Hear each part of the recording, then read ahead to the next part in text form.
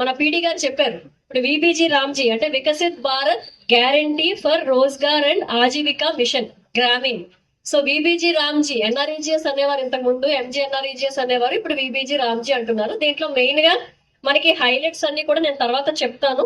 So దీంట్లో భాగంగానే ఇప్పుడు ఈ 125 రోజులు మ్యాండేట్స్, ఇందాక ఎంపీ గారు చెప్పినట్టు 100 రోజులు కాస్త 125 రోజులకి పెంచారు. తర్వాత వేజ్ కూడా అంటే ఆ ఇప్పుడు చూసుకుంటే నేను కిందటి సంవత్సరం 249 రూపాయలు, అంటే కిందటి సంవత్సరం 271, ఇప్పుడు 241 రూపాయలు మాత్రం వస్తుంది. కానీ 320 రూపాయల వరకు మనం ఇవ్వడానికి ఆస్కారం ఉంది. సో మీరు పొద్దున్న 6 గంటలకు 5 గంటలకు వచ్చి 5 గంటలు పని చేస్తే మీకు 320 రూపాయలు వస్తాయి. ఎక్కడైనా తక్కువ పని చేస్తే అంటే ఆ 7 గంటలకు అలా వచ్చి 10 గంటలకు వెళ్ళిపోతే మాత్రం మనకి 250-200 రూపాయలు మాత్రమే రోజుకి కూలి వస్తుంది. కాబట్టి అందరూ కూడా పొద్దున్నే కొంచెం తొందరగా వచ్చి 5 గంటలు పని చేయాలని చెప్పి రిక్వెస్ట్ చేస్తున్నాం. ఇది కాకుండా మీకు ఈ హైలైట్స్ లో ఫస్ట్ హైలైట్స్ చెప్పుకుందాం. హైలైట్స్ లో చూసుకుంటే మనకి పని దినాల పెంపుతో పాటు వెంటనే అంటే ఇప్పుడు మీరు పని చేశారు 15 రోజుల లోపల మీకు మీ కూలి పడిపోవాలి, కూలికి డబ్బులు పడిపోవాలి. లేకపోతే మీకు మళ్ళీ దానికి ఇంట్రెస్ట్ తో కలిపి ఇవ్వాల్సిందిగా ఇక్కడ యాక్ట్ లో ఉంది.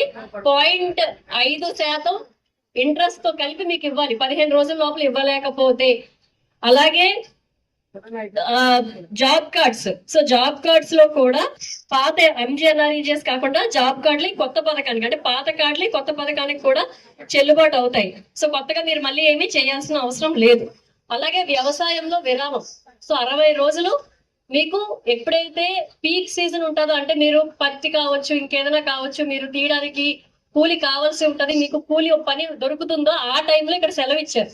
60 రోజులు మీకు సెలవు దినాలు కూడా ప్రకటించారు. సెల్లలో అంటే ఏప్రిల్ నుంచి 3 నెలల్లో 118 కోట్లు వరకు మనం ఈ ఎక్స్పెండిచర్ ఖర్చులు పెట్టుకోవడం జరిగింది. మెయిన్ గా ఏంటంటే ఇక్కడ హార్టికల్చర్ ప్లాంటేషన్ ఏదైతే ఉందో మనం పళ్ళ తోటలు పెంచుకోవడం 92% వరకు అచీవ్ చేయగలిగాం. Compost pits 87%, soap pits 84% and magic drains 85% చేసుకున్నాం. సో మెయిన్ గా ఈ పనులతో పాటు మీ అందరికీ తెలుసు జలధార జలహారతి కార్యక్రమం మెయిన్ గా ఈ మన జిల్లాలో పెద్ద ఎత్తున తీసుకోవడం జరిగింది. దాంట్లో మీ సహకారంతో మనం 0.43 టీఎంసీలు స్టోరేజ్ పెంచుకోగలడం జరిగింది.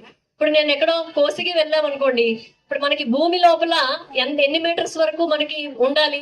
3 మీటర్లు ఉంటే మనకి చాలా మంచిది, 3 నుంచి 6 మీటర్లు ఉంటే మంచిది. కానీ కోసిగి లాంటి ప్రాంతాల్లో 32 మీటర్లు తవ్వితేనే నీళ్ళు వస్తున్నాయి. అలాంటిది ఇప్పుడు మనం చేసిన జలధార జలహారతి పనులు అంటే పూడికి తీత, మన చెరువుల్లో పూడికి తీత చేసాము. తర్వాత వాటికి ఫీడర్లు ఏవైతే ఉన్నాయో ఆ కాలువల్లో కూడా మనం పూడిక తీత తీసాము.